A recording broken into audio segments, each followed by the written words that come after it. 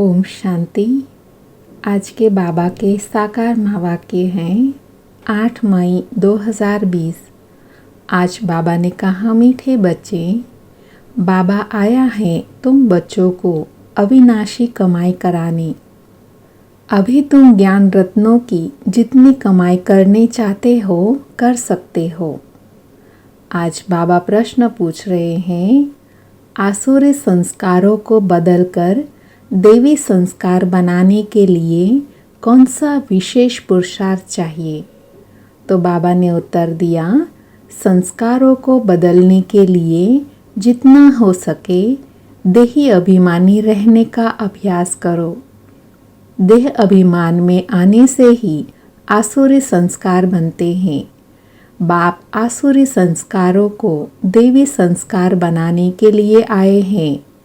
पुरुषार्थ करो, पहले मैं देही आत्मा हूँ, पीछे यह शरीर है।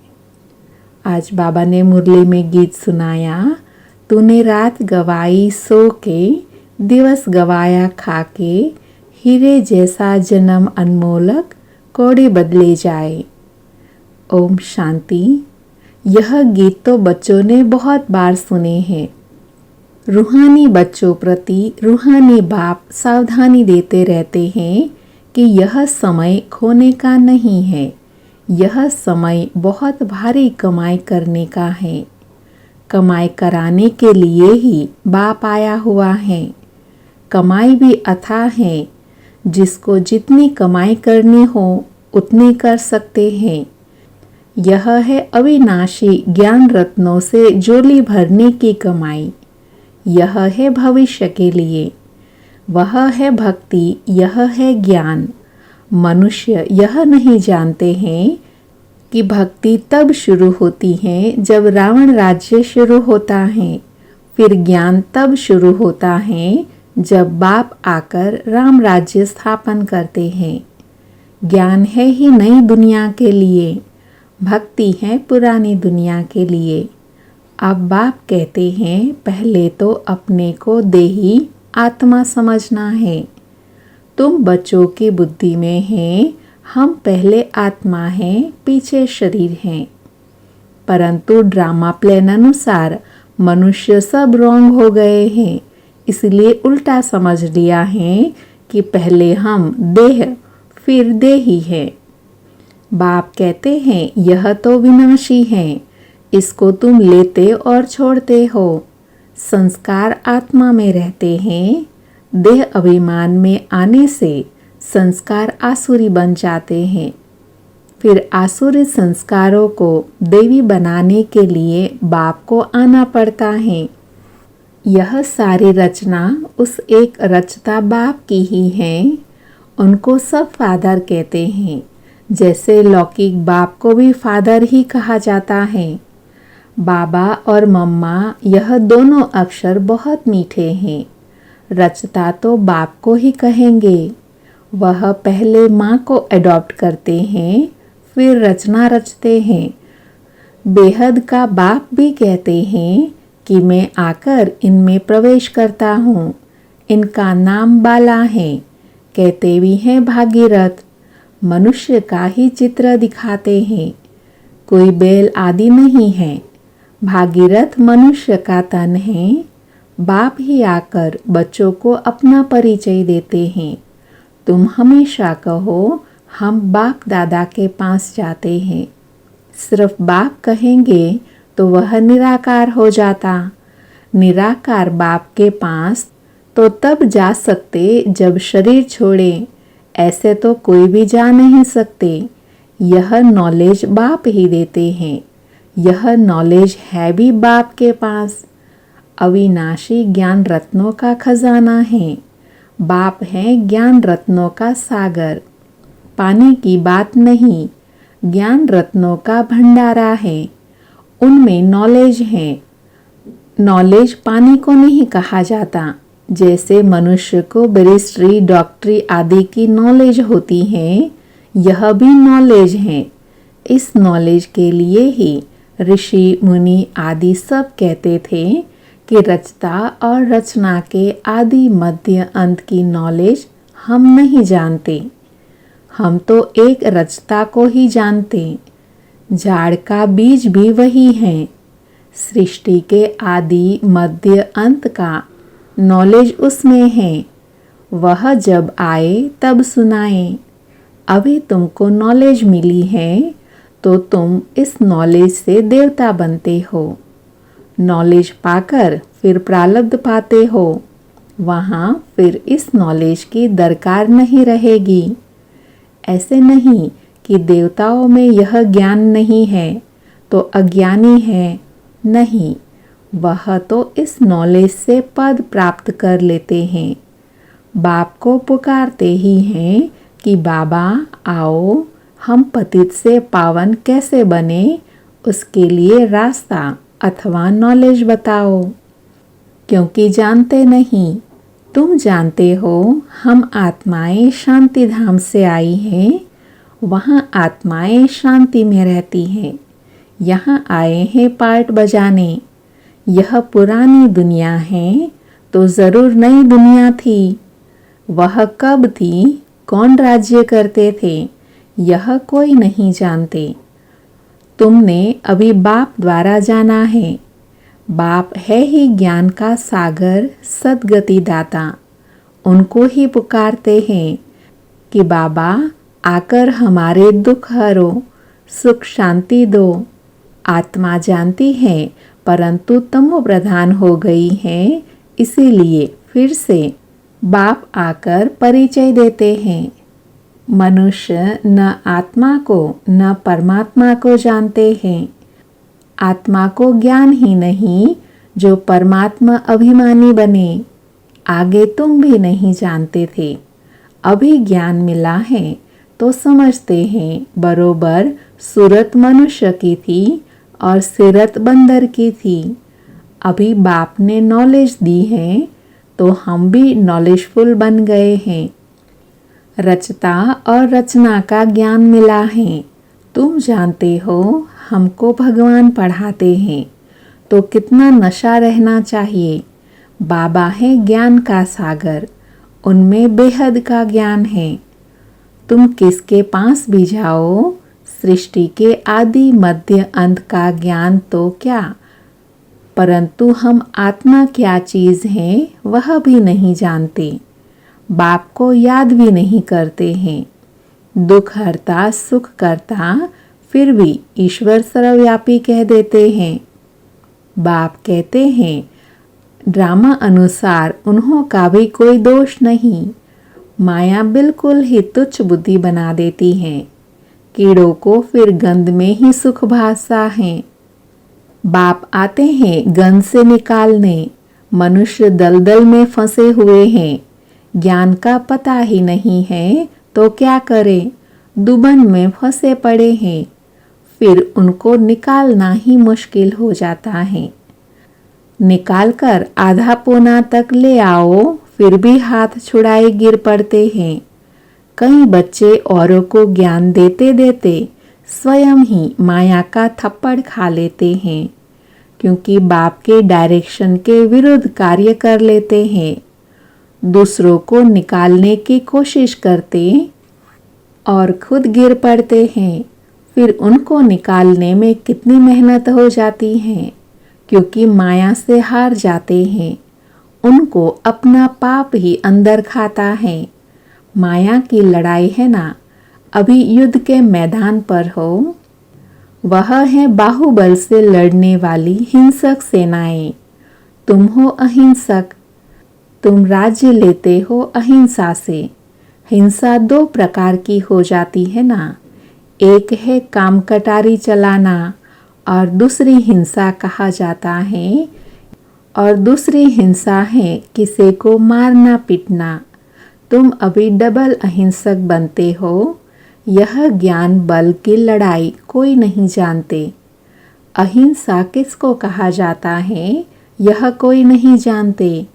भक्ति मार्ग की सामग्री कितनी भारी है।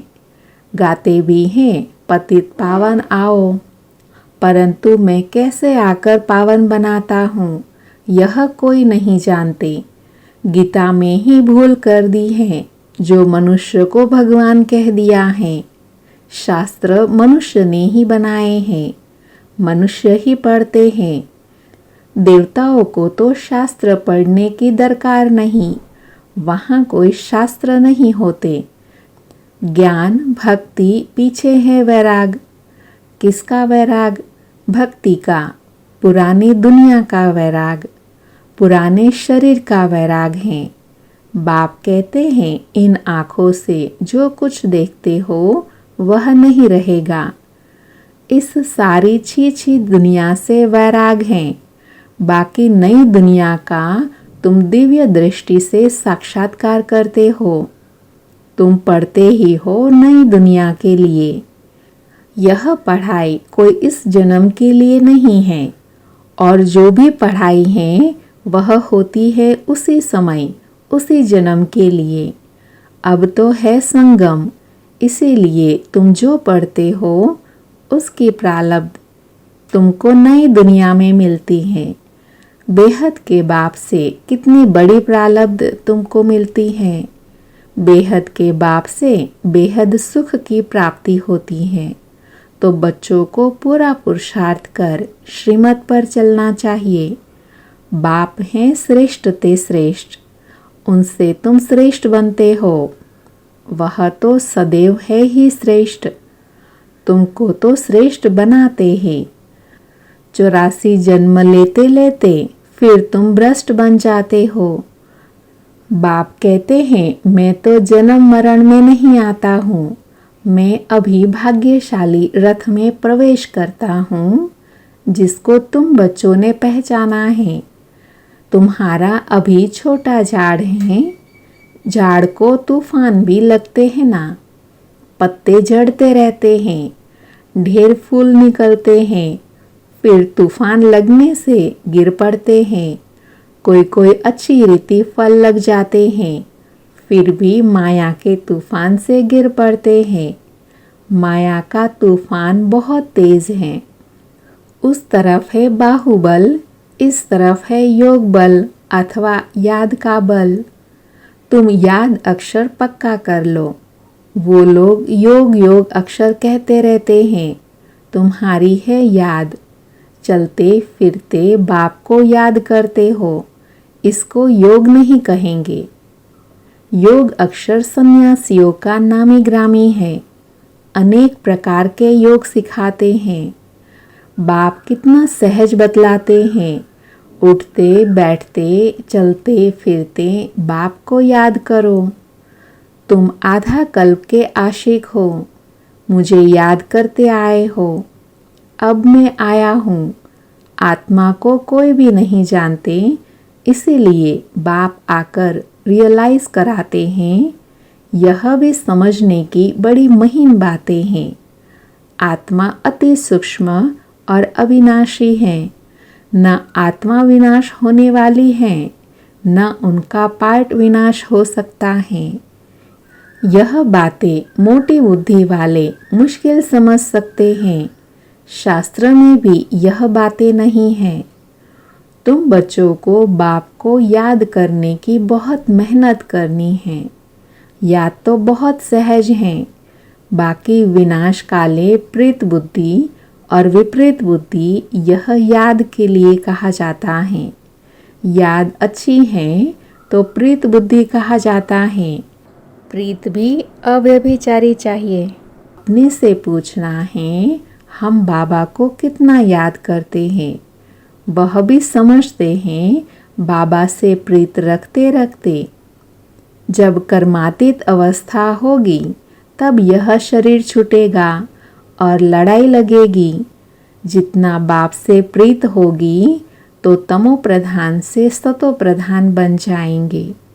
इम्तिहान तो एक ही समय होगा ना। जब पूरा समय आता है सबकी प्रीत बुद्धि हो जाती है। उस समय फिर विनाश होता है। तब तक झगड़े आदि लगते रहते हैं। विलायत वाले भी समझते हैं अभी मौत सामने है। कोई प्रेरक हैं जो हमसे बॉम्ब्स बनवाते हैं, परंतु कर क्या सकते हैं। ड्रामा की नूंद है ना। अपनी ही साइंस बल से अपने कुल का मौत लाते हैं। बच्चे कहते हैं पावन दुनिया में ले जाओ, तो शरीर को थोड़े ही ले जाएंगे। बाप कालो का काल है ना, यह बातें कोई नहीं जानते। गाया हुआ है मेरुआ मौत मलो का शिकार। वह कहते विनाश बंद हो जाए, शांति हो जाए। अरे विनाश बिगर सुख शांति कैसे स्थापन होंगी? इसीलिए चक्र पर जरूर समझाओ। अभी स्वर्ग के गेट्स खुल रहे हैं। बाबा ने कहा है इस पर भी एक पुस्तक छपाओ, gate way to Shantidham Sukhdham. इनका अर्थ भी नहीं समझेंगे, है बहुत सहज, परंतु कोटों में कोई मुश्किल समझते हैं। तुमको प्रदर्शनी आदि में कभी दिल शिकस्त नहीं होना है। प्रजा तो बनती है ना, मंजिल बड़ी है, मेहनत लगती है। मेहनत है याद की, उसमें बहुत फेल होते हैं। याद भी अव्यभिचारी चाहिए। माया घड़ी घड़ी भुला देती है। मेहनत बिगर थोड़े ही कोई विश्व के मालिक बन सकते हैं। पूरा पुरुषार्थ करना चाहिए। हम सुखधाम के मालिक थे, अनेक बार चक्र लगाया है। अब बाप को याद करना है। माया बहुत विघन डालती है। बाबा के पास सर्विस के भी समाचार आते हैं। आज विद्वत मंडली को समझाया, आज यह किया। ड्रामा अनुसार माताओं का नाम बाला होना है। तुम बच्चों को यह ख्याल रखना है, माताओं को आगे करना है। यह है चैतन्य दिलवाला मंदिर। तुम चैतन्य में बन जाएंगे, फिर तुम राज्य करेंगे। भक्ति मार्ग के मंदिर आदि रहेंगे नहीं। अच्छा, मीठे मीठे सिकिलधे बच्चों प्रति माता पिता बाप दादा का याद प्यार और गुड मॉर्निंग। रूहानी बाप की रूहानी बच्चों को नमस्ते। हम रूहानी बच्चों की रूहानी माता पिता बाप दादा को याद प्यार, गुड मॉर्निंग और नमस्ते। आज की मुरली में धारणा के लिए सार हैं। उसमें पहला है, एक बाप से अव्यभिचारी प्रीत रखते रखते कर्मातीत अवस्था को पाना है। इस पुरानी देह और पुरानी दुनिया से बेहद का वैराग हो। दूसरा है, कोई भी कर्तव्य बाप के डायरेक्शन के विरुद्ध नहीं करना है। युद्ध के मैदान में कभी भी हार नहीं खानी है। डबल अहिंसक बनना है। आज बाबा ने वरदान दिया, अपनी रूहानी लाइट्स द्वारा वायुमंडल को परिवर्तन करने की सेवा करने वाले सहज सफलता मूर्त भव। वरदान का डिटेल है, जैसे साकार सृष्टि में जिस रंग की लाइट जलाते हो वही वातावरण हो जाता है। अगर हरी लाइट होती है तो चारों ओर वही प्रकाश छा जाता है। लाल लाइट जलाते हो तो याद का वायुमंडल बन जाता है। जब स्थूल लाइट वायुमंडल को परिवर्तन कर देती है तो आप लाइट हाउस भी पवित्रता की लाइट व सुख की लाइट से वायुमंडल परिवर्तन करने की सेवा करो तो सफलता मूर्त बन जाएंगे। स्थूल लाइट आँखों से देखते हैं, रूहानी लाइट अनुभव से जानेंगे। आज का स्लोगन है, व्यर्थ बातों में समय और संकल्प गंवाना यह भी अपवित्रता है। ओम शांति।